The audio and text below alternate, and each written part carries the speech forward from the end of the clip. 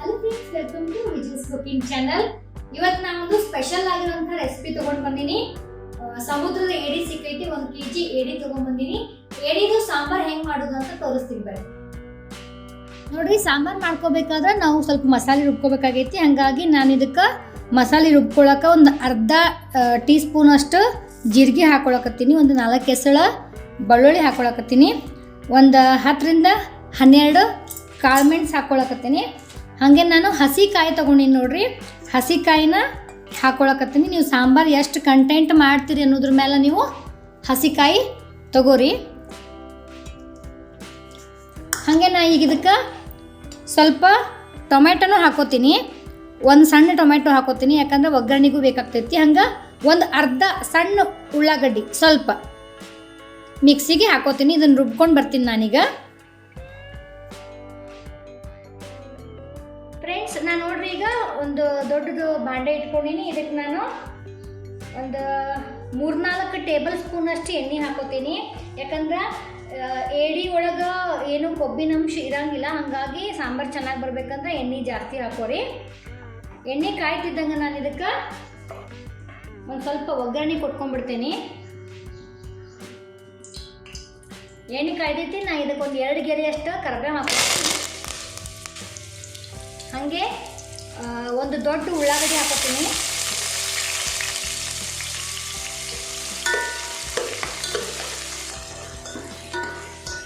ಉಳ್ಳಾಗಡ್ಡಿ ಒಂದು ಸ್ವಲ್ಪ ಬ್ರೌನ್ ಆದ ತಕ್ಷಣ ನಾನು ಟೊಮೆಟೊ ಹಾಕೋತೀನಿ ಇದಕ್ಕೆ.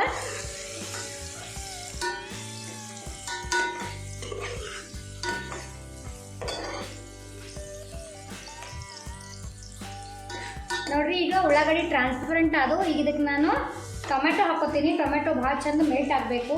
ನಾನು ಒಂದು 2 ದೊಡ್ಡ ಟೊಮೆಟೊ ಹಾಕೊಂಡಿನಿ. ಮಿಕ್ಸಿಗೂ ಇದ್ರಾಗೆ ಅರ್ಧ ಹಾಕ್ಕೊಂಡಿದ್ದೀನಿ ನಾನು.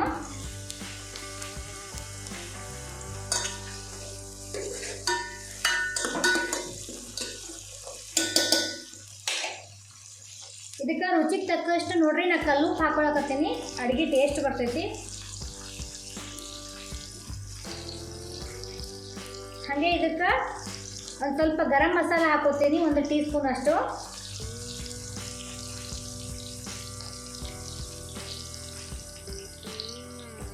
ಒಂದೂವರೆ ಟೀ ಸ್ಪೂನ್ ಅಷ್ಟು ಶುಂಠಿ ಬೆಳ್ಳುಳ್ಳಿ ಪೇಸ್ಟ್ ಹಾಕೊಳಕತ್ತೀನಿ. ಇದು ಹಸಿ ವಾಸನೆ ಚಂದಾಗೆ ಹೋಗುತ್ತನ ಫ್ರೈ ಆಗಬೇಕು.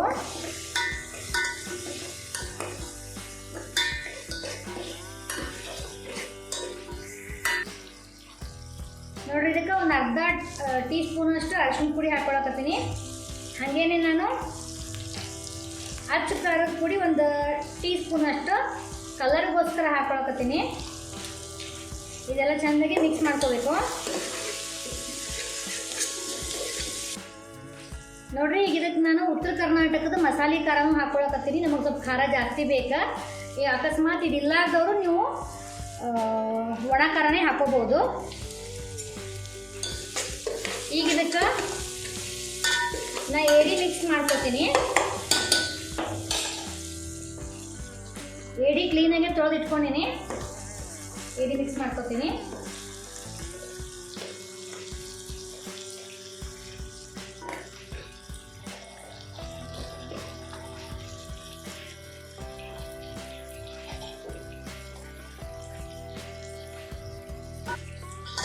ನೋಡ್ರಿ, ಇದು ಹಾಕೊಂಡ್ಮೇಲೆ ಚಂದಾಗೆ ಮಸಾಲೆ ಎಲ್ಲ ಹತ್ತೋಂಗ ಚಂದಾಗೆ ಮಿಕ್ಸ್ ಮಾಡ್ಕೋಬೇಕು ಇದನ್ನ.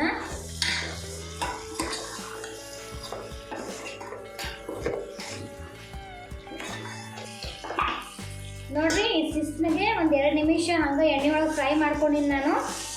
ಈಗ ಇದಕ್ಕೆ ಮಿಕ್ಸಿಗೆ ಹಾಕೊಂಡಿದ್ವಲ್ಲ, ಇದನ್ನ ರುಬ್ಕೊಂಡಿರೋ ಮಸಾಲೆ ಹಾಕೊಳಕತ್ತೀನಿ.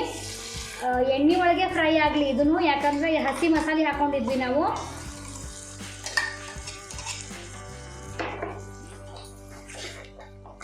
ನೋಡ್ರಿ, ಇದು ಹಸಿಕಾಯಿ, ಹಸಿ ಬೆಳ್ಳುಳ್ಳಿ ಎಲ್ಲ ಹಸಿ ಐಟಮ್ ಹಾಕೊಂಡಿದ್ವಲ್ಲ, ಅದಕ್ಕೆ ಇದು ಸ್ವಲ್ಪ ಫ್ರೈ ಆಗಿ ಸ್ವಲ್ಪ ಹೊತ್ತು ಇದ್ರ ಮೇಲೆ ಮುಚ್ಚಿ ಬಿಡ್ತೀನಿ ನಾನು. ಒಂದು 4ರಿಂದ 5 ನಿಮಿಷ ಎಣ್ಣೆ ಎಲ್ಲ ಮೇಲೆ ತೆಲ್ಕೊಂಡು ಬರಬೇಕಿದು.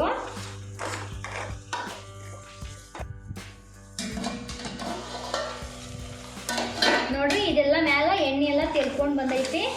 ಇದು ಮಸಾಲೆ ಎಲ್ಲ ಚೆಂದಾಗಿ ಎಣ್ಣೆ ಒಳಗೆ ಫ್ರೈ ಆಗೈತಿ.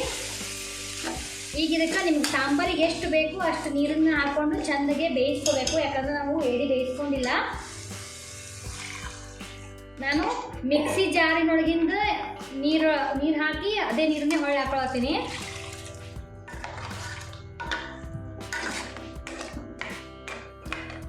ಇದು ಒಂದು 5 ನಿಮಿಷ ಚೆಂದಾಗೆ ಕುದಿಬೇಕು. ನಾನು ಮ್ಯಾಲೆ ಮುಚ್ಚಿ ಕುದಿಸ್ತೀನಿ.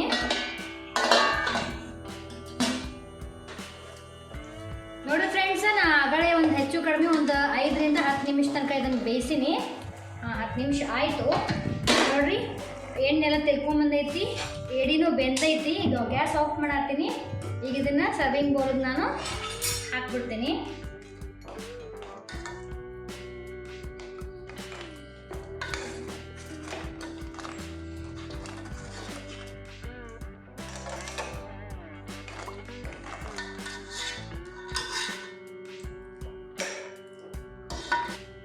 ನೋಡಿ, ಲಾಸ್ಟ್ ಒಳಗೆ ನಾನು ಇದಕ್ಕೆ ಸ್ವಲ್ಪ ಕೊತ್ತಂಬರಿನ ಹಾಕ್ಕೊಂಡು ಗಾರ್ನಿಷ್ ಮಾಡಿಬಿಡ್ತೀನಿ.